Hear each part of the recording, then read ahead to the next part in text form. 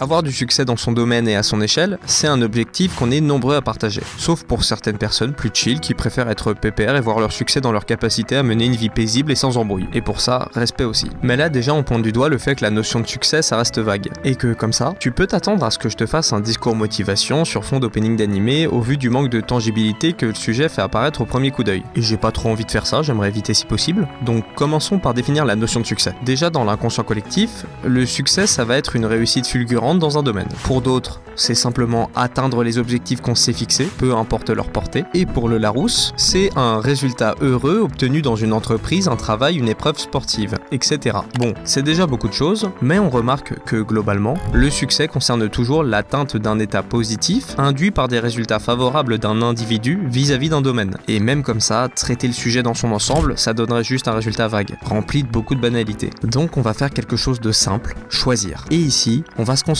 sur l'idée collective du succès, et notamment celle décrite par Malcolm Gladwell dans son ouvrage Outlier, l'histoire du succès, où on va se concentrer sur certes comment possiblement atteindre le succès qu'on souhaite, mais surtout mettre en avant le fait que la plus grande croyance populaire reste le fait de penser que le succès, c'est à propos de ce qu'on est, de notre intelligence, nos ambitions et notre travail. Alors que dans les faits c'est bien plus compliqué que ça. Le succès c'est un cocktail, dont on va observer chaque ingrédient. Car dans ce livre, Gladwell affirme que ce n'est pas seulement l'ambition personnelle ou le talent inné qui définissent le succès, mais qu'il s'agit plutôt d'une combinaison d'opportunités, d'antécédents culturels et même de l'époque à laquelle on est né. Et là, ok logique, on se voit plutôt mal réussir pendant une épidémie de peste bubonique. Mais ça reste important à conscientiser. Puis aussi, pour écrire un ouvrage super simplifié sur une notion aussi complexe que le succès, tout en vulgarisant beaucoup de phénomènes sociaux, ce qui a d'ailleurs été reproché à l'auteur, Gladwell s'est basé sur plusieurs exemples concrets, dont des joueurs de hockey, Bill Gates, les Beatles, Oppenheimer, Joseph Lhomme et bien d'autres. Et ça nous donne un livre intéressant, quasi bibliographique, qui permet de comprendre d'abord que la pratique c'est ce qui permet de corriger nos façons de faire, et que le succès reste le produit d'une interaction complexe de facteurs échappant à notre contrôle. Mais commençons avec le commencement, et notre premier ingrédient, le rôle de l'effort individuel, avec la règle des 10 000 heures. Ici Gladwell nous dit que pour maîtriser un domaine au point d'en devenir un expert de classe mondiale, il te faut au moins 10 000 heures de pratique, ni plus ni moins. Et là bon, déjà en brut comme ça, le chiffre il fait un peu tirer de son chapeau. Ça voudrait dire qu'il faudrait 10 000 heures, soit 417 jours, soit 13,7 mois, soit 1,14 années, pour avoir du succès. Et ça c'est sans compter le sommeil et la vie à côté de l'activité en question. Car si je prends monsieur tout le monde qui dort 8 heures par nuit et on va dire pratique une activité qui n'est pas son travail 4 heures grand max dans sa journée, et là je suis généreux, dans ce cas-là on monte à 2500 jours, 821,1 mois et 6,85 années. Et donc grosso modo si j'arrondis, il faudrait du coup 7 ans à raison de 4 heures de pratique par jour pour devenir un expert dans son domaine et espérer avoir du succès. Et oui, ok, ça reste quand même une durée qui semble très arbitraire. Néanmoins, si on arrête de faire nos têtes de mule et qu'on regarde le symbolisme des 10 000 heures, il est clair qu'on ne devient pas un expert en ayant peu de temps de pratique, et que le succès est rarement atteint sur le court terme, et s'il l'est, c'est rarement durable. Puis Gladwell le dit lui-même, il ne s'agit pas seulement d'accumuler des heures, mais il s'agit aussi de les rendre qualitatives dans la pratique. Le rôle de l'effort individuel est prépondérant, tout comme l'intelligence qu'on y met derrière. On n'a rien sans rien, tout ci tout ça, maintenant gardons du recul. Ce chiffre est tiré d'une première étude reprise dans le livre, et dont l'auteur avait remis en question l'utilisation par Gladwell. Toutefois, il reste intéressant de mettre des mots sur le fait que la pratique est ce qui nous rend meilleurs, et encore plus intéressant de quantifier concrètement et en nous donnant une mesure très approximative d'à partir de combien de temps on pourrait s'approcher de notre idéal de succès dans un domaine, bien que ça reste une notion vague, qui ne prend pas aussi en compte les talents des individus qui pourraient les pousser à devenir meilleurs en moins de temps. Mais bref, le succès c'est pas seulement lié à la main qu'on reçoit, mais aussi à la façon dont on joue ses cartes. Et pour cela, une qualité se démarque des autres quand il s'agit d'atteindre ce fameux succès. Et je te laisse regarder cette liste, tu as 7 secondes pour deviner quelle est la bonne qualité.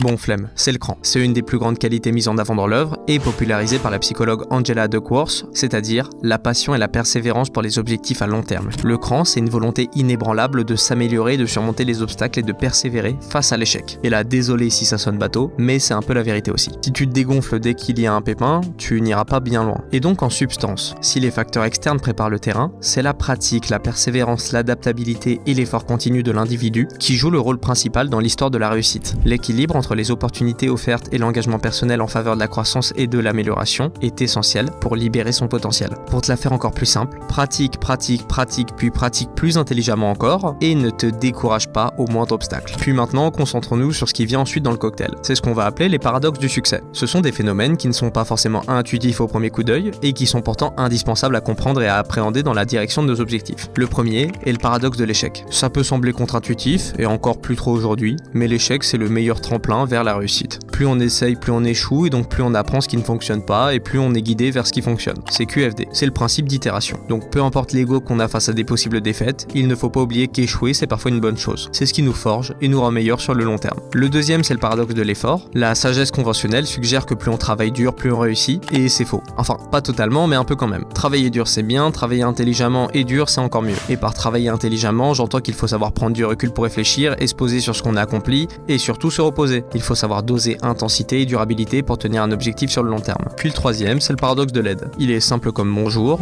On a parfois l'impression que pour atteindre le succès, il faut être autonome et indépendant. Eh bien non, c'est souvent le contraire qui se passe d'ailleurs. Faut pas hésiter à faire appel aux autres, et évidemment à trier les informations que tu reçois aussi. Tout n'est pas forcément bon à prendre, mais tout peut être bon à écouter au moins. Et enfin, il y a le paradoxe de la spécificité et de la flexibilité. Et pour celui-ci, je vais te donner un exemple. Est-ce que tu connais la société 3M?